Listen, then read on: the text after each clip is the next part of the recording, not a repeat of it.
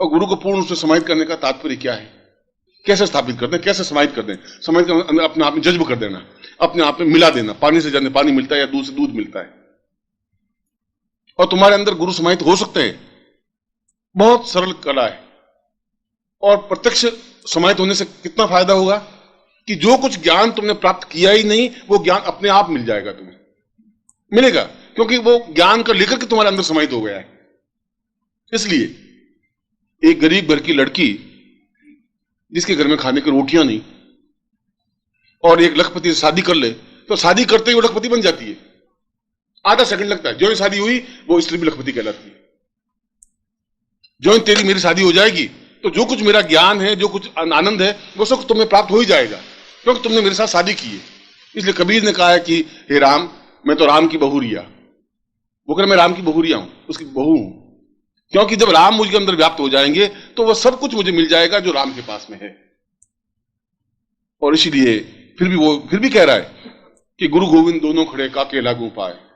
इतना होने के बावजूद भी बलिहारी गुरु आपने गोविंद दियो बताए।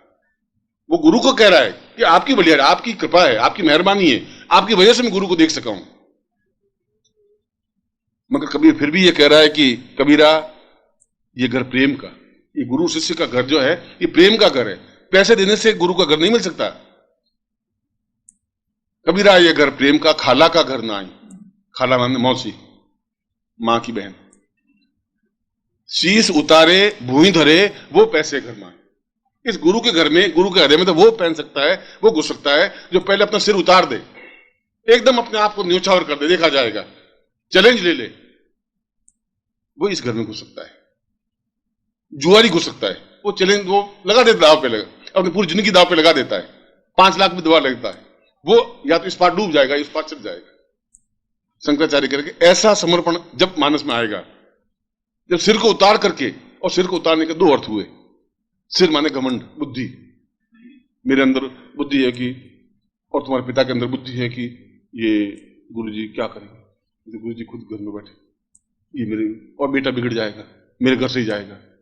उनको चिंता ये नहीं कि कुछ सीख लेगा, उनको चिंता ये कि घर से चला जाएगा, ये गुरुजी घर में बैठा रहेगा, 4 दिन नौकरी नहीं करे, 4 दिन तनख्वाह कट जाएगी। उनको रोना अपने खुद का स्वार्थ का है, तुम्हारे लिए रोना नहीं है। तुम्हारे लिए परेशान होते तो फिर जो तुम मरते, तुम्हारे पीछे वो भी मरते। तुम अगर चिता में जाते तो वो भी 4 आग में कूद कर मर जाते, एक भी मरा नहीं। पिछले 400 इतिहास में तो कोई मुझे मालूम पड़ा नहीं कि कोई स्त्री पीछे डूब के मर गई। रोती है, झींकती है, नहीं रोए तो लोग कहेंगे क्या तुझे दुख नहीं है क्या, क्या गड़बड़, पति मर गया, क्यों नहीं रोती? तो पीछे और चीखती जोर जोर से, अरे तुम चले गए, अब मेरा कौन होगा, मेरे क्या होगा, अरे अब मेरा क्या होगा। अरे 2 दिन खाना खा लेती, ये खाना गले उतर नहीं रहा है, पर क्या करें, खाना पड़ता है, खा ले भाई। 5 दिन 10 दिन मुसलमान नहीं गए, और तुम अहंकार में डूबे हुए थे कि बस मेरे बिना पत्नी का गुजारा कैसे होगा, मेरे बिना बच्चों का क्या होगा।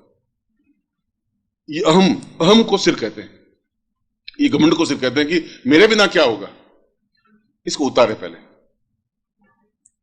शीश उतारे भूई धरे, छोड़ दे उसको, वह इस प्रेम के घर में पहुंच सकता है। ये समर्पण का भाव, इसलिए शंकराचार्य ने उस श्लोक में यह कहा है कि अपने आप में पूर्णतः सन्यासी बन जाए, ग्रस्त रहते हुए भी सन्यासी बन जाए, कोई चिंता नहीं करे। एक साल भर का देख ले, या तो 1 साल में डूब जाएंगे, जिंदगी भर कह देंगे कुछ नहीं, गुरु के घर में, गुरु के पास जाने से कुछ फायदा नहीं है, या तो ये कहेंगे, चैलेंज के साथ कहेंगे, या कुछ ऐसा बन के जाएंगे, हंस बन करके चले जाएंगे, बता देंगे कि ये हंस बनने का ये आनंद है।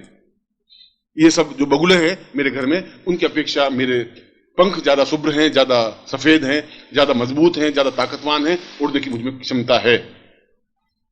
ये तब हो पाएगा, तुम अपने घर में रह करके ये सब कुछ प्राप्त नहीं कर सकते, उस घर में पैंट करके कर सकते हो। और पैंटने की क्रिया तब है जब तुम सब कुछ दे दोगे, तो अपने आप में गुरु को प्रत्यक्ष कर दोगे। तुम कुछ चूकोगे नहीं, तुम कुछ हाथ से छोड़ोगे नहीं, और गुरु को अपने अंदर स्थापित, तुम्हारे अंदर तो स्थापन जगह ही नहीं है।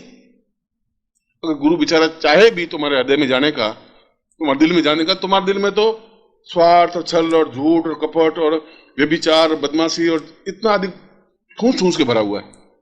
अब मैं खड़ा भी हूं तो कहां खड़ा हूंगा, कोई जगह ही नहीं। और फिर उसमें बुद्धि इतनी अधिक हावी है, पहले उसको थोड़ा साफ कर दीजिए, जगह इतनी जगह बनाइए जहां गुरु बैठ सके आकर।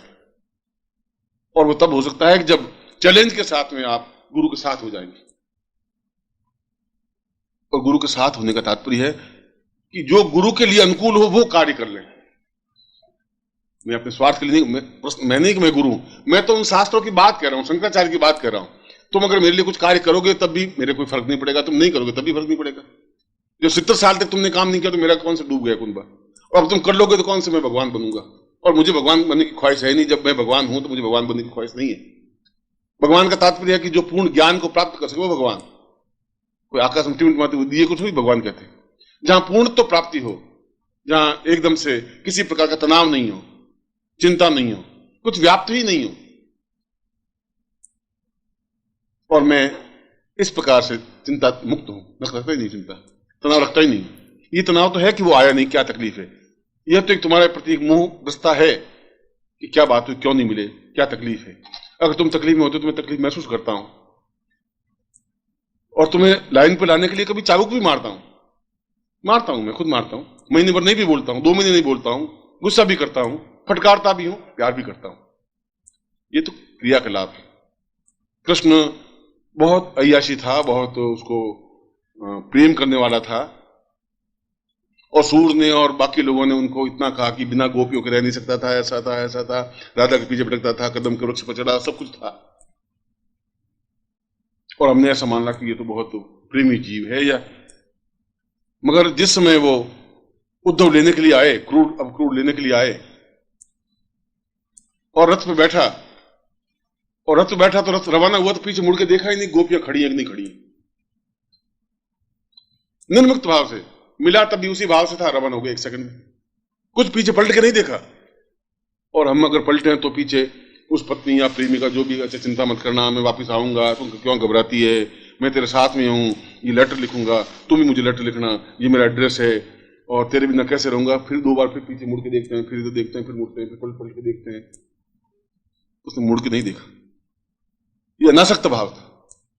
और ये अनासक्त भाव जब जीवन में आता है तब मुझे प्रेम भी करना पड़ेगा, पर अनासक्त भाव से। मन में ऐसा कुछ स्वार्थ नहीं है। मेरी आंख गंदी हो सकती है, मेरी आंख गंदी नहीं है, मेरा मस्तिष्क भी गंदा नहीं है, मेरे विचार भी गंदे नहीं है, क्योंकि मैं तुमसे ज्यादा आकाश में उड़ने की क्षमता जानता हूं। उस आकाश को नापा है मैंने, देखा है, और नाप के दिखा सकता हूं। मगर मुझे जमीन पर उतरना पड़ता है तो बुगलों के बीच में खड़ा भी होना पड़ता है, क्योंकि ये मेरी इच्छा है कि इन बुगलों को मैं हंस का रूप दे सकूं, तो मेरे जीवन की सार्थकता है। मैं इनको हंस बना सकूं, उड़ा के दिखा सकूं कि देखो ये आनंद है तुम्हारा, उस डुबकी लगा के बता सकूं। बाकी मुझे गृहस्थ में आने का कोई आनंद था नहीं। मैं सन्यासी रहा हूं, और अपने आप में बहुत अद्वितीय सन्यासी रहा हूं, जहां हिमालय का कण कण इस बात को एहसास करता है कि सन्यासी रूप ऐसा होता है। क्या जरूरत थी मुझे मगर मैं गृहस्थ नहीं बनता तो गृहस्थ के लोगों को समझा नहीं सकता। सन्यासी ग्रस्त के लोगों को समझाए तो इफेक्ट पड़ता नहीं है, इसलिए तुम्हारे बीच आने के खड़ा होना पड़ेगा, बात करनी पड़ेगी। और तुम अपने आप में इतने न्यून हो कि अपने आप जैसे समझ लेते हो कि क्या है गुरु जी वैसे में, ये तुम्हारी भ्रम है, आंख का भ्रम। तुम्हारी आंख में कमजोरी है तो जब बगुले बैठे मांस भी बैठा है तुम सोचोगे ये भी जरा बगुला है, ये तुम्हारी आंख की कमजोरी है। हंस को चिंता नहीं है, वो मानता मैं तो हंस हूं ही, मुझे क्या है, भले ये मुझे बगला कहे चाहे हंस कहे, उसमें क्या अंतर आ जाएगा। इसे शंकराचार्य श्लोक में कह रहे हैं कि जब 1 साल भर के लिए अपने आप को कुछ क्षणों के लिए, कुछ समय के लिए पूरा अनासक्त भाव से जुड़ जाओगे तो अपने आप तुम्हारे अंदर वो समाहित हो जाएंगे। समाहित होंगे ही तो एक्टिविटी से, क्रिया से, चिंतन से। चैलेंज तो लेना ही पड़ेगा। तुम सोचो हम चैलेंज भी नहीं ले रहे, सब कुछ मिल जाए, ऐसा नहीं हो सकता। और जहां गुरु हैं वहां जीवन में, अगर शास्त्र अगर ये कह रहे हैं कि गुरु ब्रह्मा गुरु विष्णु गुरुदेवो महेश्वर, और क्या गुरु ब्रह्मा और विष्णु महेश तो बहुत छोटी चीज है, और गुरु साक्षात पर ब्रह्म, तो यहां तक कह रहे हैं। ये सब शिव और विष्णु तो सब छोटे हैं, इन देवताओं से भी ऊपर एक ब्रह्म है, और ब्रह्म से भी परम ब्रह्म वो है। इसलिए मैं गुरु को प्रणाम करता हूं, शिव को मान करके या विष्णु को मान करके नहीं कर रहा हूं। ये श्लोक मेरा तो है नहीं, और मैंने उनको कहा भी नहीं था ऐसा श्लोक लिख के रखना, किसी को सुनाऊंगा, मैंने ऐसा कहा नहीं था। ये तो 10,000 साल पहले का लिखा हुआ श्लोक। और गीता में कृष्ण ने कहा कि अगर जीवन में, उस गीता के 18वें अध्याय में कहा है कि जीवन में मैं कृष्ण से अपने जीवन के स्वरूप से 16 कलाओं से भी ज्यादा उच्च स्तर में गुरु को मानता हूं, कि गुरु में बनूं, और मैं गुरु बना हूं, इसलिए कहा है कृष्णम वंदे जगत गुरु। इसे शास्त्रों में कहा है। कृष्ण को हम इसलिए मनन करते हैं कि वो जगत गुरु हैं। कृष्ण के रूप में होने की वजह से हम उसको प्रणाम नहीं करते हैं, कृष्ण को मनन करते हैं।